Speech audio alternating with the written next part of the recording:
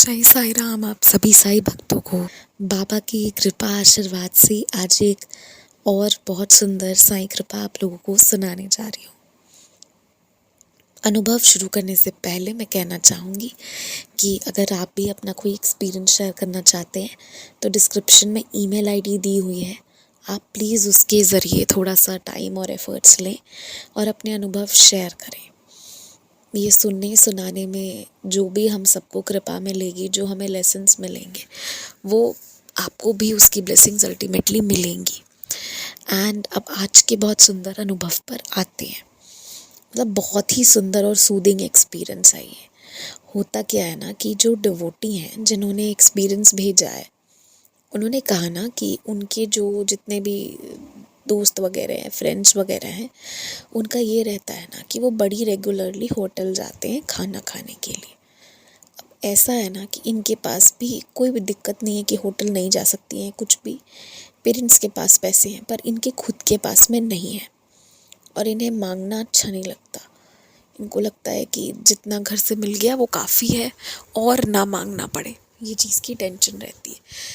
आप समझिए कि जितना इनका खाने का खर्च रहता है ना, जितना इनके दोस्तों के साथ बैठने पर खाने का खर्च आता है, उसमें थोड़े और पैसे मिलाकर इनको एक महीने का एक्सपेंस मिलता है और इनको पैसे घर से कम नहीं मिलते हैं।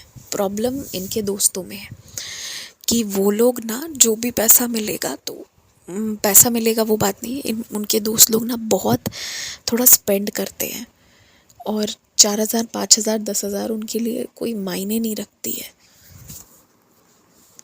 इनके फ्रेंड्स के लिए ना कोई सामान भी मायने नहीं रखती है। मतलब उनका किसी चीज़ से मन भर गया तो हटा देंगे और इनका ऐसा सोच नहीं था। और इन्होंने कहा कि मेरे भी ऐसा सोच हो सकता था क्योंकि ये बहुत अच्छी फैमिली से बिलोंग करते हैं,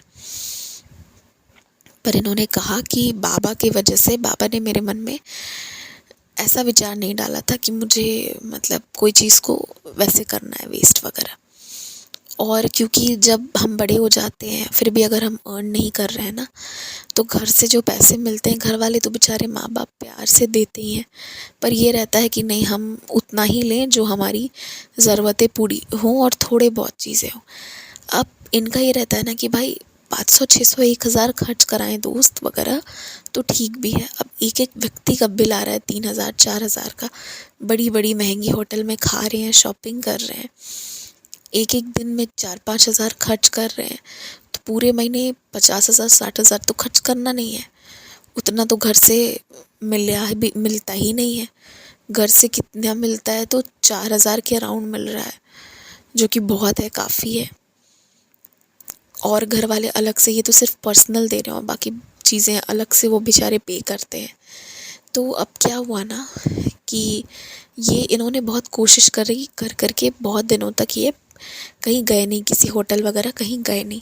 दरअसल इन्हें ना 2-3 अपने पर्सनल काम कराने थे जो ये घर वालों से नहीं करवाना चाहते थे। इनका था कि जो मेरे पैसे बचे हैं मैं उसी से कर लूँ उस मंथ के, क्योंकि इनका जो आने जाने का फेयर पड़ता है ना वो 700-800 से ज़्यादा नहीं पड़ता है पर डे का, सॉरी पर मंथ का। तो इसके लिए बाकी पैसे तो इनके ही हैं, 3,000-3,200 रुपये तो इन्हीं के हैं। तो इनको यही था कि मुझे नहीं और कोई चीज़ में वेस्ट करना है। तो एक दिन क्या हुआ ना कि इनके दोस्त सभी बड़े, मतलब 3-4 लोग का जो ग्रुप है वो बहुत ज़िद करने लगा कि नहीं, आज तो तुम्हें भी चलना है, तुम्हें भी चलना है। अब जब जाएंगे होटल में तो बचे हुए सारे पैसे तो निकलने ही हैं। तो इन्होंने ना बाबा से विनती कर दी थी सुबह सुबह कि बाबा कुछ भी ऐसा हो कि उन्हीं लोगों को ही काम आ जाए, जिसकी वजह से ना मतलब हम लोग होटल ही नहीं जाएंगे तो पैसे ही नहीं वेस्ट होंगे। ठीक है, ये उन्होंने प्रार्थना करी थी बाबा से। अब क्या लीला होती है कि शाम के वक्त जब इनके जाने का टाइम आया, होटल डिसाइड भी हो गया था, तभी ना दूसरे फ्रेंड्स का ग्रुप आया और उसमें से किसी एक का बर्थडे था। ठीक है, और उन लोगों ने ज़िद कर दिया कि हम लोग जो है वो सभी लोग मिलके, तुम लोग हमारे साथ चलो, हम सभी लोग मोमोज़ खाने जाएंगे। और इनको तो प्रॉपर खाना खाना था, खाने के लिए जा रहे थे। साउथ इंडियन ही खाने जा रहे थे, पर प्रॉपर खाने जा रहे थे। पर उन लोगों ने एकदम ज़िद कर दिया कि नहीं भाई चलो, अब सब साथ में उठते बैठते हैं, तो ये तो नहीं हो सकता ना कि भाई कोई कह रहा है तो हम नहीं जाए। तो इन लोगों को जाना पड़ा। और वहाँ जाने के बाद ऐसा हुआ ना कि कोई 2 फ्रेंड्स जिनका बर्थडे था, और कोई 2 फ्रेंड्स साथ में मिलके, 3 लोगों ने मिलके सभी को पार्टी दी। तो मतलब इन्होंने बाबा से सिर्फ इतना कहा था कि बाबा मुझे उस होटल नहीं जाना है, क्योंकि मुझे इनको अपने कुछ पैसे बचाने थे दूसरे काम पूरे करने के लिए। पर बाबा ने ऐसी लीला रच दी कि ये होटल भी गए, इन्होंने खाना पिया भी, ये भी चीज़ है कि नहीं, और बाबा ने बिल भी नहीं पे करने दिया किसी के बर्थडे की पार्टी का वो करा के।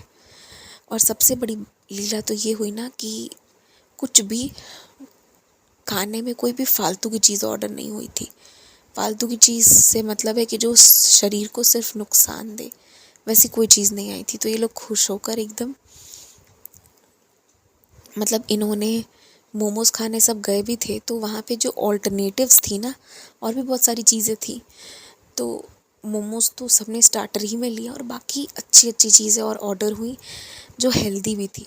और इनका एक ये भी कंसर्न था कि अगर मैं ऐसे ही रोज़ दूसरे तीसरे दिन जाऊँ तो मेरे वॉक करने का कोई फ़ायदा नहीं होगा, बल्कि मेरी तबीयत और बिगड़ेगी। तो ये बात थी उनके मन में, और सच में बाबा ने ऐसी लीला की, ऐसा सुना कि इनके पैसे भी नहीं गए और इनका हेल्थ भी ख़राब नहीं हुआ, दोनों चीज़ें।